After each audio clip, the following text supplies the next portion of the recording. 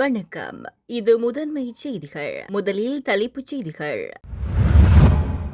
பொருளாதார அதிர்ச்சிகளை கண்காணிக்க அனில் ஜெயந்த தலைமையில் உயர்மட்ட குழு அமைச்சரவை அனுமதி.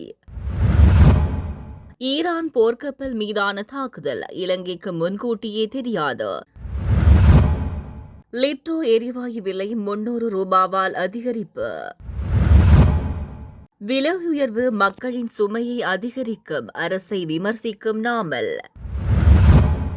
பொது போக்குவரத்தில் புதிய தேசிய கொள்கை நியமன கடிதங்கள் வழங்கும் நிகழ்வில் ஜனாதிபதி உரை. தேசிய பொருளாதாரத்தில் வடக்கின் பங்களிப்பு 10% உயரும், ஆளுநர் வேதநாயகன் இலக்கு. எரிபொருள் விலை உயர்வு மக்களை ஏமாற்றும் செயல், பலிசக்தி அமைச்சருக்கு எதிராக பிரேரணை கொண்டுவரப்படும் என்றார் மரிக்கார் எம்பி. நல்லூர் சங்கிலியன் பூங்கா புனரமைப்பு பணி ஆரம்பம். கோட்டபாயவை விசாரணைக்கு 17ஆம் தேதி வருமாறு அழைப்பு. அரசியல் தீர்வு ஆவணங்களை தயாரிக்கும் விடயத்திலாவது அனைத்து தமிழ் கட்சிகளும் ஒன்றுபட வேண்டும். தமிழ் சட்டத்திறனிகளின் பங்களிப்பும் தேவை என்கிறார் முன்னாள் எம்பி ப. அரியநேத்திரன்.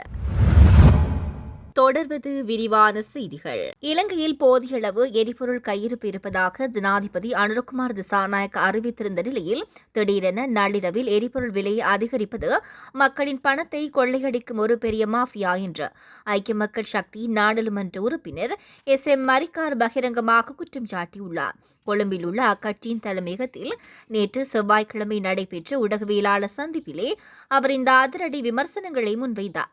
நாடாளுமன்றத்தில் ஜனாதிபதி வழங்கிய தரவுகளை சுட்டிக்காட்டி மரிக்கார் எம்பி மேலும் தெரிவிக்கையில், நாட்டில் 26 நாட்களுக்கு தேவையான பெட்ரோலும் 30 நாட்களுக்கு தேவையான டீசலும் கையிருப்பில் உள்ளது என்று ஜனாதிபதியை நாடாளுமன்றில் உறுதியளித்திருந்தார். அவ்வாறு போதிய கையிருப்பு இருக்கும் போது எதற்காக நள்ளிரவில் அவசரமாக விலையை உயர்த்த வேண்டும்? உலக சந்தையில் மசகு எண்ணெய் விலை வீழ்ச்சியடைந்து வரும் நிலையில் ஏற்கனவே இறக்குமதி செய்யப்பட்ட பழைய கையிருப்புக்கு புதிய விலையை அறவிடுவது மக்களை அப்பட்டமாக ஏமாற்ற செயலாகும். இந்த விலை உயர்வு மற்றும் ஊழல்களுக்கு பொறுப்பான பலிசக்தி அமைச்சருக்கு எதிராக நம்பிக்கையில்லா பிரேரணையை கொண்டுவர நடவடிக்கை எடுக்கப்படும். அவருக்கு முறைகேடாக பதவிகளை வழங்கியமைக்காக ஜனாதிபதியும் இதற்கு பொறுப்பு கூற வேண்டும் என்றார். மத்திய கிழக்கில் போர்ச்சூழல் தீவிரமடைந்து வரும் போதிலும் இலங்கையில் இன்னும் 1.5 மாதங்களுக்கு தேவையான அத்தியாவசிய உணவுப் பொருட்கள் கையிருப்பில் உள்ளன என வர்த்தக மற்றும் உணவு பாதுகாப்பு பிரதியமைச்சர் RM ஜெயவர்தன தெரிவித்துள்ளார். இலங்கையின் பிரதான உணவு தேவைகளை பூர்த்தி செய்யும் வகையில் இறக்குமதி செய்யப்பட்ட பொருட்கள் போதிய அளவில் உள்ளன என அவர் உறுதிப்படுத்தியுள்ளார். அவர் மேலும் தெரிவிக்கையில், அரிசி, கோதுமை மா, சீனி மற்றும் பருப்பு வகைகள் ஏற்கனவே கையிருப்பில் உள்ளன. வெங்காயம், பருப்பு, மீன்டின் மற்றும் வாசனை திரவியங்கள் இந்தியா, பாகிஸ்தான், பங்களாதேஷ், கனடா மற்றும் ஆஸ்திரேலியாவிலிருந்து தடையின்றி வந்து கொண்டிருக்கின்றன. சீனி மற்றும் கடல் உணவுகள் மத்திய கிழக்கிலிருந்தும், பால் பொருட்கள் மற்றும் பதப்படுத்தப்பட்ட உணவுகள் அமெரிக்காவிலிருந்தும் இறக்குமதி செய்யப்படுகின்றன. தற்போது எங்களிடம் போதிய இறக்குமதி செய்யப்பட்ட பொருட்கள் உள்ளன. எனவே தட்டுப்பாடு அல்லது அது தொடர்பான சிக்கல்கள் ஏற்பட வாய்ப்பில்லை. போரினும் 1 வாரம் அல்லது அதற்கு மேல் நீடித்தால் மட்டுமே நிலைமையை மீண்டும் ஆய்வு செய்ய வேண்டும். அடுத்தடுத்து வரவிருக்கும் கப்பல்களையும் கணக்கில் கொண்டால் குறைந்தது 1.5 மாதங்களுக்கு நாம் பாதுகாப்பாக இருக்கின்றோம் என்று தெரிவித்துள்ளார்.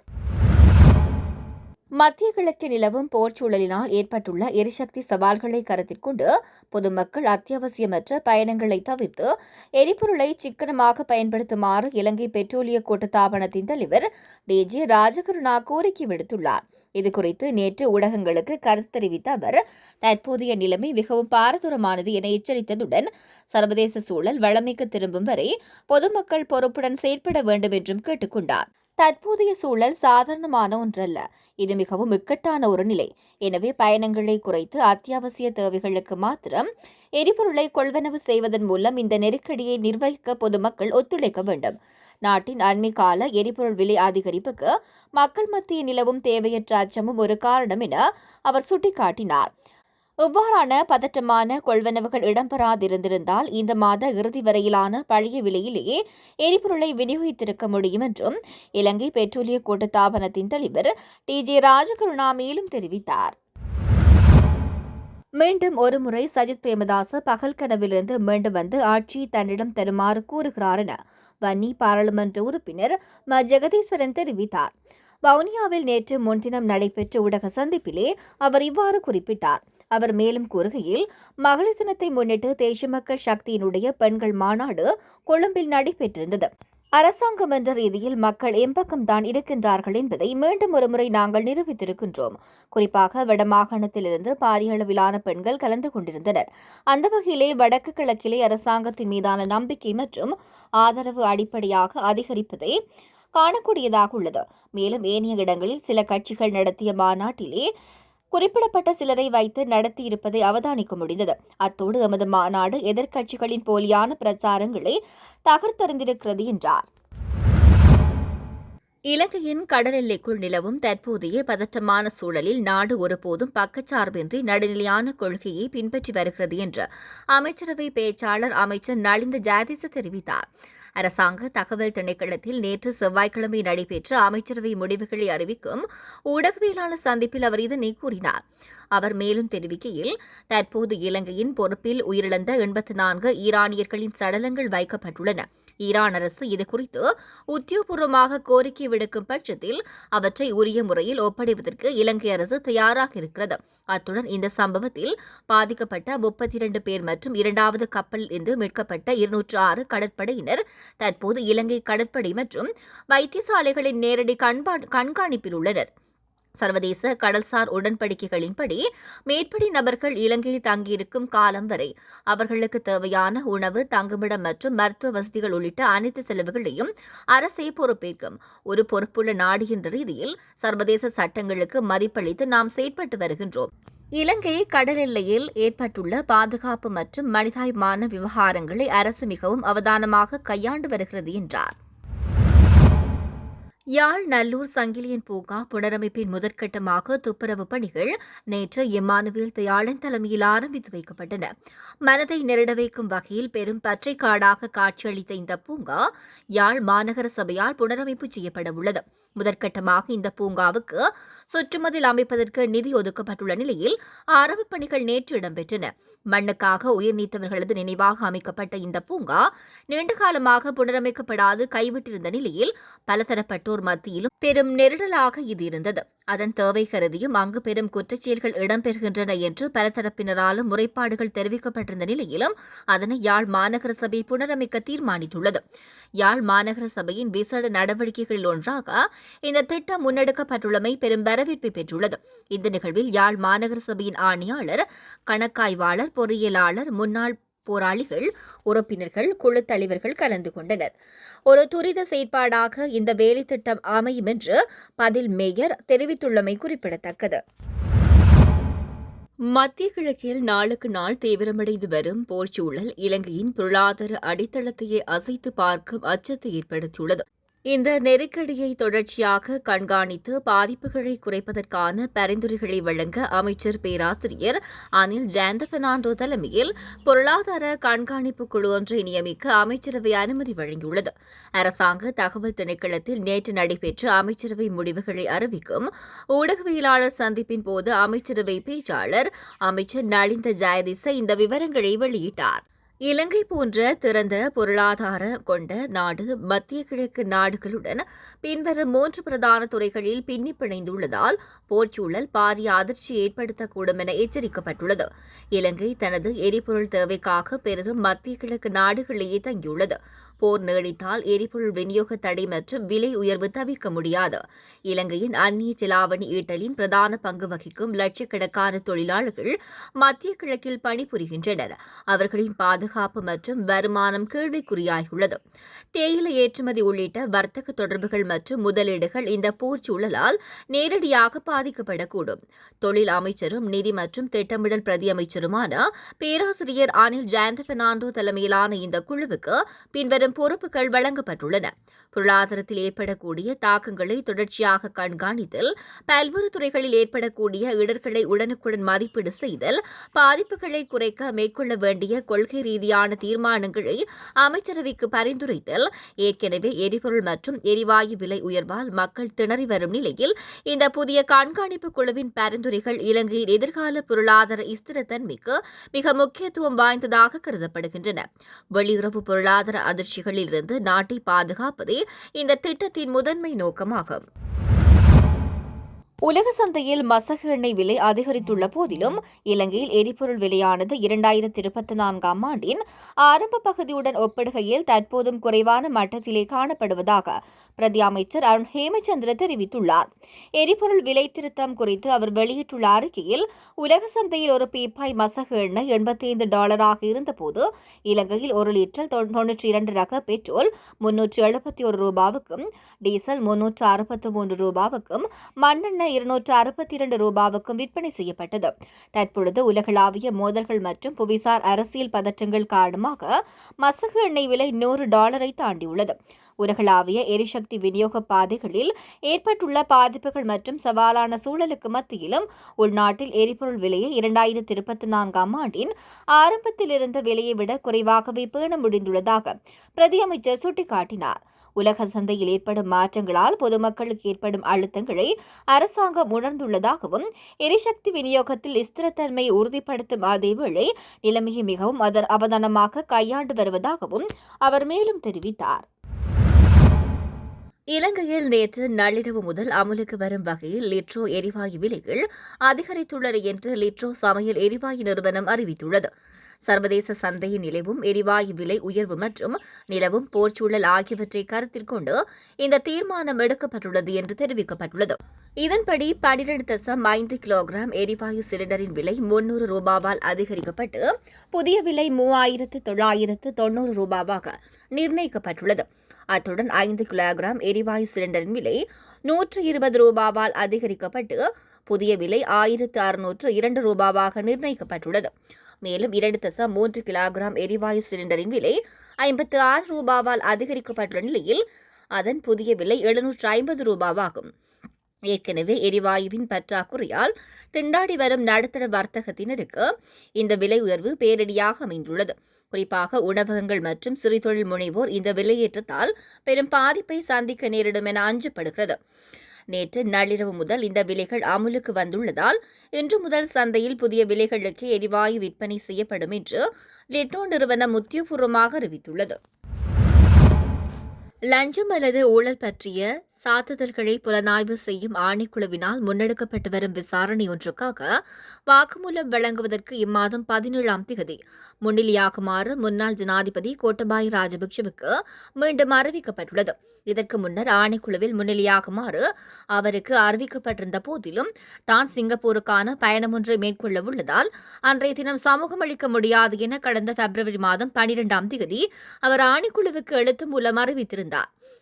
வாக்குமூலம் வழங்குவதற்காக வேறொரு திகதியை ஒதுக்கி தருமாறு முன்னாள் ஜனாதிபதி கோட்டபாய ராஜபக்சே விடுத்த கோரிக்கைக்கு அமைவாகவே இம்மாதம் 17ஆம் தேதி ஆணைக்குழுவில் முன்னிலையாகுமாறு அவருக்கு மீள அறிவிக்கப்பட்டுள்ளதாக ஆணைக்குழுவின் தகவல்கள் தெரிவிக்கின்றன. கொழும்புக்கு அருகில் உள்ள வீடமைப்பு தொகுதி ஒன்றில் பல வீடுகளை சட்டவிரோதமான முறையில் சிலருக்கு வழங்குவதற்கான பரிந்துரை கடிதங்களை வழங்கியமை தொடர்பான வாக்குமூலத்தை பெற்றுக்கொள்ளவே முன்னாள் ஜனாதிபதி இவ்வாறு அழைக்கப்பட்டுள்ளார். கோட்டபாய பாதுகாப்பு செயலாளராக பணியாற்றிய காலப்பகுதியிலேயே இந்த சம்பவம் இடம்பெற்றுள்ளதாக ஆணைக்குழுவின் தகவல்கள் மேலும் தெரிவிக்கின்றன. அந்த சமயத்தில் நகர அபிவிருத்தி அமைச்சின் செயலாளராகவும் அவர் பணியாற்றினார் என்பதும் குறிப்பிடத்தக்கது. எரிபொருள் கையிருப்பு தொடர்பாக ஜனாதிபதியும் அமைச்சரும் வழங்கிய வாக்குறுதிகளுக்கு முரணாக திடீரென எரிபொருள் விலை உயர்த்தப்பட்டிருப்பது அரசின் முறையற்ற நிர்வாகத்தையே காட்டுகிறது என்று ஸ்ரீலங்கா பொதுஜன பெரமுனவின் தேசிய அமைப்பாளர் நாமல் ராஜபக்ஷ எம்பி தெரிவித்தார். பத்திரமுல்லையில் அமைந்துள்ள கட்சியின் தலைமையகத்தில் நேற்று நடைபெற்ற நிகழ்வொன்றின் பின்னர் ஊடகங்களுக்கு கருத்து தெரிவித்த போதே அவர் இவ்வாறு குறிப்பிட்டார். அவர் மேலும் கூறியதாவது, உலக சந்தையில் எரிபொருள் விலை குறைவடைந்து வரும் தற்போதைய சூழலில் உள்நாட்டில் விலையை உயர்த்தியிருப்பது எந்த வகையிலும் ஏற்றுக்கொள்ள முடியாதது. நிலக்கரி கொள்வனவின் போது இடம்பெற்ற பாரிய ஊழல்கள் மற்றும் முறைகேடுகளினால் ஏற்பட்ட நட்டத்தை ஈடுகட்டவே அரசு இந்த சுமைகளை மக்கள் மீது ஏற்றியுள்ளது. முறையான கேள்விக்கூறல் நடைமுறைகளை பின்பற்றாமல் காலத்தை இழுத்தடித்தமையே இன்றைய நெருக்கடிகளுக்கு காரணமாகும். விவசாயிகள் தற்போது அறுவடை பணிகளில் ஈடுபட்டுள்ள போதிலும் நெல்லுக்கான நியாயமான விலையை தீர்மானிக்க அரசு தவறியுள்ளது. உர விநியோகத்திலும் பாரிய தாமதங்கள் நிலவுகின்றன. உள்நாட்டு உற்பத்தியை பாதுகாப்பதை விடுத்து இறக்குமதிக்கு அரசு முன்னுரிமை அளித்து வருகிறது. அரசியல் கூட்டணிகள் அல்லது மேதின கொண்டாட்டங்கள் குறித்து சிந்திப்பதை விட நாட்டின் பொருளாதார நெருக்கடி மற்றும் மக்களின் அத்தியாவசிய தேவைகளுக்கு தீர்வு காண அரசு முன்னுரிமை அளிக்க வேண்டும் என்றார். சமகால ஈழத்தமிழர்களின் அரசியல் கட்சிகளின் நிலைப்பாடானது ஒற்றுமையாக அரசியல் தீர்வு ஆவணங்களை தயாரிக்கும் விடயத்திலாவது ஒன்றுபட வேண்டும். அப்படி ஒன்றுபட்டு அனைவரது ஏகோபித்த கோரிக்கை இதுதான் என்பதை தமிழ் தேசிய கட்சிகள் சர்வதேச சமூகத்திடம் முன்வைக்க வேண்டும். அதற்கு தமிழ் சட்டத்தணிகளுடைய பங்களிப்பு தேவை என முன்னாள் பாராளுமன்ற உறுப்பினர் ஜனாதிபதி தேர்தலில் தமிழ் பொது வேட்பாளராக போட்டியிட்டவருமான பாரியநேத்திரன் தெரிவித்தார். ஈழத்தமிழர்களின் சமகால அரசியல் செயற்பாடு குறித்து அவர் மேலும் தெரிவித்ததாவது, அண்மை காலமாக தமிழ் தேசிய கட்சிகள் தனித்தனியாக அரசியல் தீர்வு ஆவணங்களையும் பொது அமைப்பு தனியான ஆவணங்களையும் தயாரிப்பதுடன் அது தொடர்பான கருத்தரங்குகளை மாவட்ட ரீதியாக நடத்தி வருவதையும் வடகிழக்கில் காண முடிகிறது. இலங்கையில் தமிழரசுக் கட்சியின் ஒரு சாரார் கடந்த 2015 நல்லாட்சி காலத்தில் தயாரித்து காணாமலாக்கப்பட்ட ஏக்கிய ராஜ்ய வரிவை மீண்டும் தூசி தட்டி எடுப்பதற்கு ஆதரவாகவும் தமிழ் தேசிய மக்கள் முன்னணி முழுமையாக நல்லாட்சியில் தயாரித்த ஏக்கிய ராஜ்ய வரிவை அடியோடு நிராகரித்து திம்பு கோட்பாடு அடிப்படையிலான வரிவை தயாரிக்க உள்ளதாகவும் ஜனநாயக தமிழ் தேசிய கூட்டணி குழப்பிய நிலையில் இலங்கை தமிழரசுடன் இணைந்து வேறொரு தேர்வு திட்ட வரிவை தயாரிப்பதாகவும் செய்திகள் வெளியாகியுள்ளன. மேலும் திருகோணமலையில் கூடிய அரசியல் கட்சிகள் அல்லாத மதகுரு மற்றும் சிவில் அமைப்பின் ஒரு சாரார் திருகோணமலை பிரகடனம் எனும் பெயரில் வெளியக சுயநிர்ணய உரிமையை வலியுறுத்தும் ஆவணம் ஒன்றை தயாரித்துள்ளதாகவும் அறியப்படுகிறது. ஆனால் ஆவணங்களை ஒவ்வொரு தரப்பும் ஒவ்வொரு விதமாக தயாரித்து இதுதான் நல்லது, இதுதான் சரியானது என அந்த தரப்புகள் ஒரு தரப்பின் ஆவணத்தை மற்றொரு தரப்பு குறை கூறுவதும் அதில் இது இல்லை இதில் அது இல்லை என கூறி காலம் கடத்துவதையே கடந்த 17 வருடங்களாக காண முடிகிறது. ஒவ்வொரு தரப்பினரும் தங்கள் விருப்பப்படி தயாரித்த அல்லது தயாரிக்கவுள்ள தேசிய கட்சிகள் சிவில் அமைப்பு பிரதிகள் ஆயர்கள் மதகுருமார்கள் அனைவரிடமும் உள்ள அனைத்து ஆவணங்களையும் தமிழ் சட்டத்தரணிகள் கையேற்று அவர்களையும் அழைத்து ஒவ்வொரு ஆவணத்தில் உள்ள விடயங்களை பரிசீலித்து எதை சேர்க்கலாம் எதை கழிக்கலாம் என ஆராய்ந்து அறிவுபூர்வமாக சிந்தித்து இறுதி வரைவு ஈழத்தமிழர்களின் வரைவு இதுதான் என எல்லோரதும் சம்மதத்துடன் வெளியிட வேண்டும். பின்னர் அதை சர்வதேசத்துக்கும் இலங்கை அரசுக்கும் இந்தியாவுக்கும் கையளிக்கக்கூடியதான ஒன்று கூடலை தமிழ் சட்டத்திறனிகள் உடனே செய்ய வேண்டும் என்றார். இந்து சமுத்திர பிராந்தியத்தில் ஈரான் போர்க்கப்பல் மீது நடத்தப்பட்ட தாக்குதல் குறித்து அமெரிக்காவோ அல்லது சம்பந்தப்பட்ட நாடுகளோ இலங்கைக்கு முன்கூட்டியே எவ்வித தகவல்களையும் வழங்கவில்லை என்று அமைச்சரவை பேச்சாளர் அமைச்சர் நலிந்த ஜெயதிச தெரிவித்தார். அரசாங்க தகவல் திணைக்களத்தில் நேற்று நடைபெற்ற வாராந்த அமைச்சரவை முடிவுகளை அறிவிக்கும் ஊடகவியலாளர் சந்திப்பில் எழுப்பப்பட்ட கேள்விக்கு பதிலளிக்கையிலேயே அவர் இந்த முக்கிய தகவலை வெளியிட்டார். தாக்குதல் குறித்து இலங்கை முன்கூட்டியே அறிந்திருந்ததா என்ற கேள்விக்கு பதிலளித்த அமைச்சர், தாக்குதல் நடத்திய தரப்போ அல்லது தாக்குதலுக்குள்ளான தரப்போ எமக்கு எவ்வித தகவலையும் வழங்கவில்லை. பொதுவாக இரு நாடுகளுக்கு இடையிலான போரின் போது ஒரு நாடு மற்றைய நாட்டின் மீது நடத்த திட்டமிடப்பட்டுள்ள தாக்குதலை மூன்றாம் தரப்பு நாடு ஒன்றுக்கு முன்கூட்டியே தெரிவிக்க வேண்டும் என்ற கட்டாயம் எதுவும் இல்லை என்று தெளிவுபடுத்தினார். அந்த கடற்பரப்பில் சில சடலங்கள் மற்றும் உயிர்காக்கும் அங்கிகள் மிதப்பதாக கிடைத்த தகவலின் அடிப்படையிலே எமது கடற்சார் மீட்பு நிலையத்துக்கு முதன்முதலில் தகவல் கிடைத்தது. அதன் பின்னரே மீட்பு நடவடிக்கைகள் குறித்து கவனம் செலுத்தப்பட்டது. கடற்படைக்கு வேறு ஏதேனும் தொழில்நுட்ப ரீதியான தகவல்கள் கிடைத்ததா என்பது குறித்து எனக்கு துல்லியமாக தெரியாது என்று அவர் மேலும் குறிப்பிட்டார். இந்து சமுத்திர பிராந்தியத்தில் சர்வதேச போர்க்கப்பல்கள் இலக்கு வைக்கப்படுகின்றமை இலங்கையின் கடல்சார் பாதுகாப்புக்கு விடுக்கப்பட்டுள்ள பாரிய சவாலாக பார்க்கப்படுகிறது. குறிப்பாக இலங்கை கடல் எல்லைக்கு அருகில் இவ்வாறான தாக்குதல்கள் நடத்தப்பட்டது தேசிய பாதுகாப்பிலும் பாதிப்புகள் ஏற்படுத்தக்கூடும் என அரசியல் அவதானிகள் கருதுகின்றனர். இலங்கையின் மொத்த தேசிய உற்பத்திக்கு வளமான வடக்கு மாகாணத்தின் பங்களிப்பானது தற்போது 4.5% கடைசி மட்டத்திலேயே காணப்படுகிறது. எதிர்வரும் சில ஆண்டுகளில் இப்பங்களிப்பை ஆக குறைந்தது 10% உயர்த்துவதற்கான இலக்கை நோக்கி நாம் தற்போது தீவிரமாக பணியாற்ற தொடங்கியுள்ளோம் என்று வடக்கு மாகாண ஆளுநர் நா. வேதநாயகன் தெரிவித்தார். யாழ்ப்பாணம் வர்த்தக மற்றும் கைத்தொழில் மன்றத்தால் ஏற்பாடு செய்யப்பட்ட வடக்கு மாகாண தொழில் முனைவோர் விருதுகள் 2025 வழங்கும் விழா மன்றத்தின் தலைவர் கு. வசீகரன் தலைமையில் நேற்று செவ்வாய்க்கிழமை கொக்குவில் உள்ள செவ்வா பலஸில் நடைபெற்றது. இந்நிகழ்வில் கலந்து கொண்டு விருதுகளை வழங்கி வைத்து விசேட உரையாற்றிய ஆளுநர் மேலும் தெரிவிக்கையில், வடக்கு மாகாணத்தின் தொலைநோக்கு பார்வை மற்றும் தாங்குதிறன் ஆகியவற்றை கொண்டாடும் இந்த விசேட நிகழ்வில் பங்கேற்பதில் நான் பெருமை அடைகின்றேன்.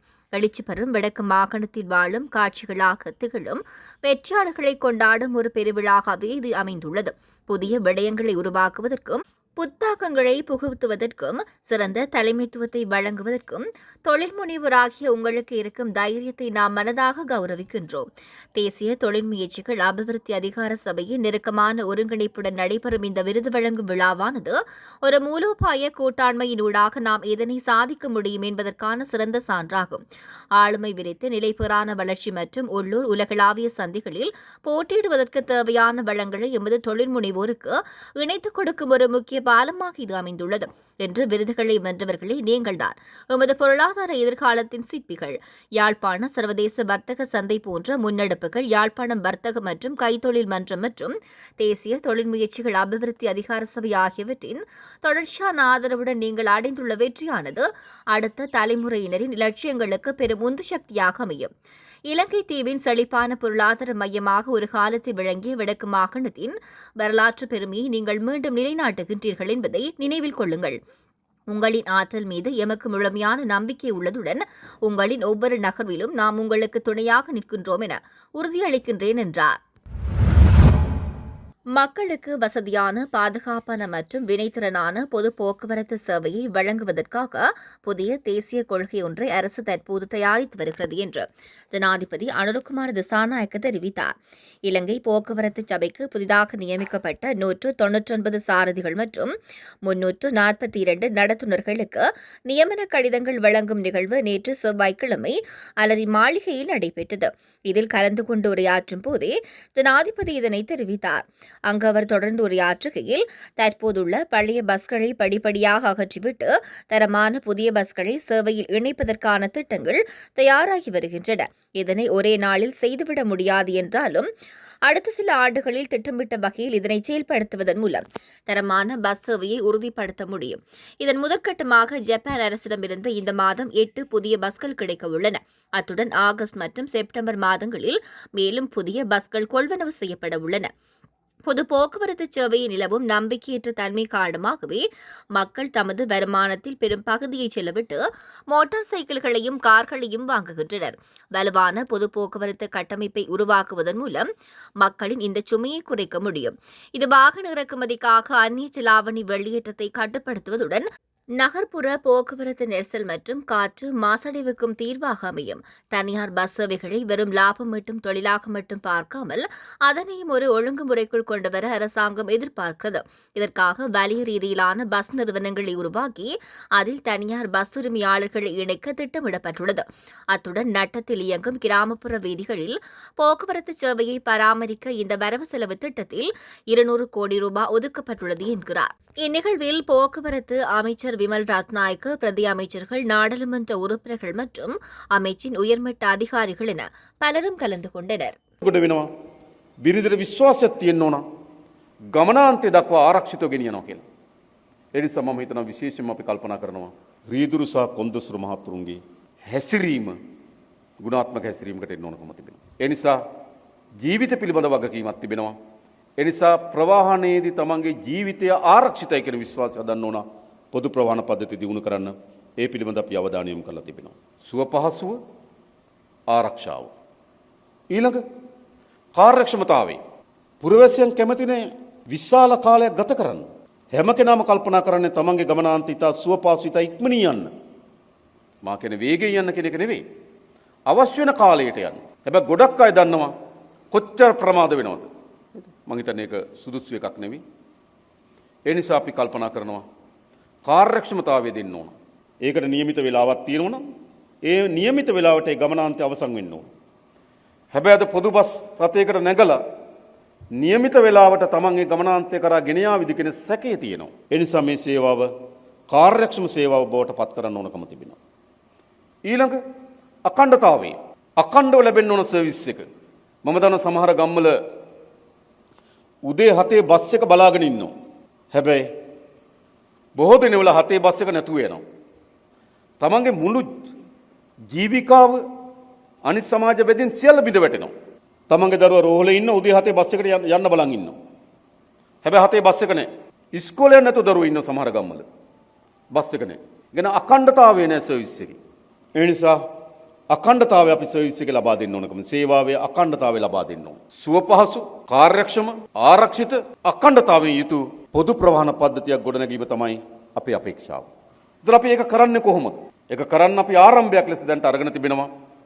සුවපහසු බස් රථ බල ඇණියක් අපි වෙනම මෙට්‍රෝ සමාගම නේද ගොඩනගලා මේ මාසෙදි බස් රථ 8ක් අපිට ලැබෙනවා ජපාන් රජයෙන්. ඊට අමතරව අපි ඇඳුම් කරු බස් රථ අගෝස්තු සැප්තැම්බර් වගේ වෙනකොට අපිට ලැබීම නියමිත තිබුණා. ඉතින් සුවපහසු මගී ප්‍රවාහනය සඳහාම සුදුසු බස් රථ නව බල ඇණියක් අපි හදන නව සමාගමක් කරා. ක්‍රමානුකූලව අපි අර පැරණි බස් රථ සංචිතය නගරවලින් ටික ටික ඈත් කරන්න පටන් ගන්නවා. ප්‍රධාන නගරවල අපි ආරම්භ කරන කෙටි ධාවන සඳහා අවශ්‍ය වන බස් රථ බල ඇණිය හදලා ක්‍රමානුකූලව අර පැරණි බස් රථ ටික අපි ඉවත් කරමින් යනවා. මම කිව්වා එකපාර මම කලින් කිව්වා අපිට එකපාර බෑ. ඒතර අපි එම සුවපහසු සඳහා නව බස් රථ පිළිබඳ අපි සැලැස්මක් හදලා තියෙනවා. ඊළඟ විශේෂයෙන් ගත්තොත් පුරවැසියන්ට අවශ්‍ය වෙන සේවාව හරි වැදගත්. පුරවැසිය කල්පනා කරන්නේ බස් එකට නැගලා අයිතිය කාටද කියලා. මේක අයිති කාටද? මේක අයිති ආණ්ඩුවටද? මේක අයිති පෞද්ගලික අංශයටද? ඒක නෙවෙයි වැදගත්කම තියෙන්නේ මොකද්ද? එයාට ලැබෙන සේවාව මොන වගේ එකක්ද? ඒ නිසා රජයක් හැටියට අපි බැඳිලා ඉන්නවා හොඳ සේවාවක් ලබා දෙන්න. හැබැයි මේ වගේ සේවාවක් මුළුමනින්ම පෞද්ගලික අංශය වෙතට විතරක් තල්ලු වුණොත් ඔවුන් අතර ඒකාධිකාරීත්වයක් නිර්මාණය වෙනවා. ඔවුන්ට තර්ජනය කරන්න පුළුවන් හැකියාව ලැබෙනවා. ඒක නෝයි සමහර අය දැන් නම් එහෙම තර්ජනයන් කරාට ඒවා පළක් ලැබෙන්නේ. නමුත් පරණ සොරේම කෑ ගහනවා දකින්නෝනේ අපි. නිසා මුළුමනින්ම මේක අත්තල හිතුනේ. හැබැයි අපි විධිමත් කළමනාකරණ ක්‍රමයක් අපි හදන්න ඕන. රාජ්‍ය පංගුවක් තිබෙන, පෞද්ගලික අංශයේ දායකත්වයක් තිබෙන, උඩින් අපි අපේක්ෂා කරන කාර්යයන්ට අවශ්‍ය නියාමනයක් තියෙන. ආරක්ෂිත, සුවපහසු, අඛණ්ඩතාවයකින් යුතු, කාර්යක්ෂම. එම නියාමනයක් තියෙන්න ඕනකම තිබෙනවා. ක්‍රියාවලිය රාජ්‍ය සහ පෞද්ගලික ඒකාබද්ධ ක්‍රියාවලිය බවට පරිවර්තනය කරන්න ඕන. දැන් ඇති වී තිබෙන මේ ප්‍රශ්නවල ප්‍රධාන ප්‍රශ්නේ තමයි බස් එකක් කියන්නේ කර්මාන්තයකට වඩා ස්වයං රැකියාව බවට පත් වෙලා තියෙනවා. ඒ බස් රථයත් මොකද වෙන්නේ? ආරම්භයේදීම කොළඹ නගරේ දුවනවා.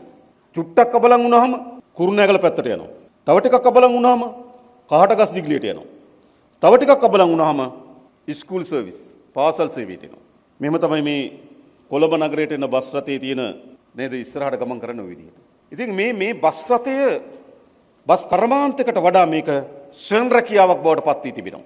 එයා විශ්‍රාම ගේපුවාම පාරිතෝෂික හම්බුනහම ඒකෙන් බස් එකක් ගන්න පුළුවන්ද කියලා බලනවා. එතන මොකද කරන්නේ? එයා බස් එක එයාගේ එදිනදා ජීවිකාවේ කොටසක්.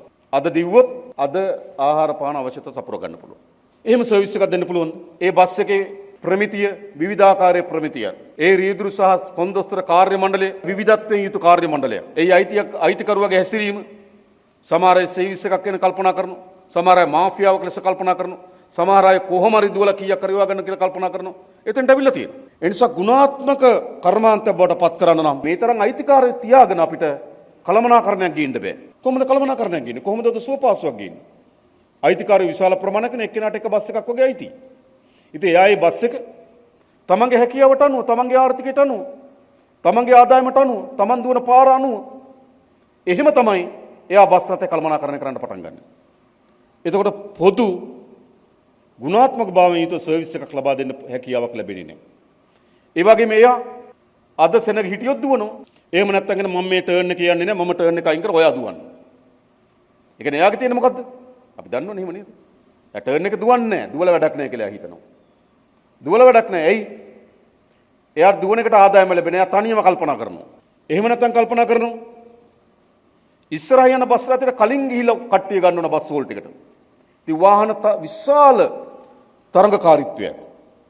අපි දැකලා තියෙන පාරේ බස් රථ කොච්චර තරංගකාරීත්වයක යෙදෙනවද? අනවශ්‍ය හෝන් ගහගෙන කෑ ගහගෙන නේද?